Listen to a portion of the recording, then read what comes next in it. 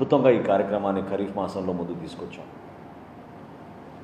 ఈరోజు ఉదయం రాష్ట్ర వ్యాప్తంగా మేము కొనుగోలు చేసిన ధాన్యం 8,003 కోట్ల రూపాయలకి చేరింది. గతంలో ఎప్పుడు కూడా ఆంధ్రప్రదేశ్లో ఈ స్థాయిలో కొనుగోలు జరగలేదు. 8,003 కోట్ల రూపాయలు, 22 లక్షల రూపాయలు. ఈరోజు ఉదయానికి మేము ఆ మైలురాయి చేరినప్పుడు చాలా అద్భుతంగా జరిగిన ఈ కార్యక్రమం మీ అందరికీ తెలియపరచాల్సిన బాధ్యత ప్రభుత్వం నుంచి మా పైన ఉంటుంది. ఎందుకంటే రకరకాలుగా దుష్ప్రచారాలు చేశారు, అనుమానాలు సృష్టించారు. అసలు నిజంగానే ప్రభుత్వం కొనుగోలు చేస్తే డబ్బులు వాళ్ళకి అకౌంట్లో వేస్తారా అని కావాలని కొన్ని సమస్యలు తీసుకొచ్చారు. కల్లాల దగ్గరనే రైతులు వాపోతున్నారని, సరుకులు కొనేవారే లేరని,